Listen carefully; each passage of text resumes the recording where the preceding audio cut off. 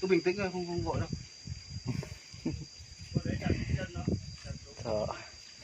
Ngon lắm, chung với tí tàu lăn thì tuyệt vời lắm. Yên tâm đi, anh em lại không của anh em này. Không có xuống biển đâu. Vẫn xuống ao rồi. Đây một đội kia còn làm một con nữa nha. Sao làm 2 lần cơ, chả mình có bé này. Chứ tiếp tục tí thái càng bỏng càng tốt nhá. Thì em thái to cũng được. Đây Mặt anh có bận không? anh em ơi, bây giờ mổ xong rồi nhá. Đây. Xong chưa? Xong rồi.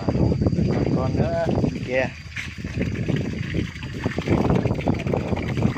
Đây trời ơi. Đây. Anh em đây còn hương kìa. Còn hương kìa. Trời ơi.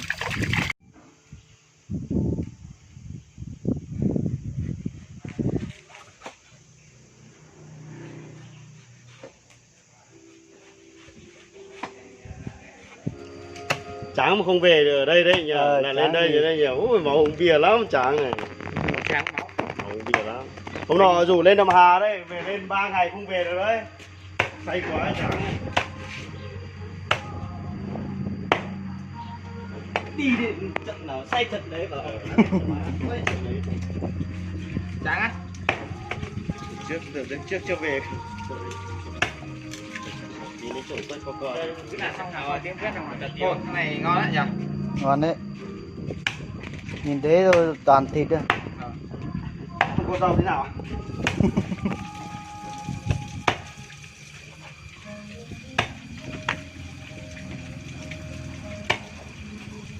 Phần này cho vào trong nhà ra Thượng ơi. Ai về? Lanh à? Ăn lanh.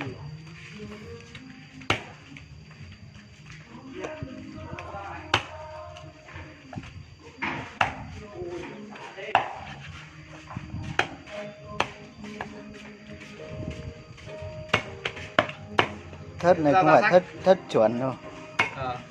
Cho cái xương này xuống ấy. Cuối năm Ở về, đấy, cuối năm về không chắc nắp là phải thịt mang ấy. thất nghiến xuống nhỉ. Anh Lanh nhỉ? Mang một cái thất nghiến xuống nhỉ, bao giờ sướng nhỉ, thịt đỏ thịt chó này nhỉ. Cái nghiến này. Làm cái xả cái đi. Đang làm kiểu gì? Bóc ra xong rửa, xong cái lại xào, thái ra xào cái này thôi. Ok. Linh ơi, bảo Thượng cho anh cái chậu nhá. Một cái thôi. Bảo cho một cái chậu, ông bảo 2 cái chậu thôi. Chưa. Cái này để cả cái hả? Cả đây đi ha. Đấy, đây là cái.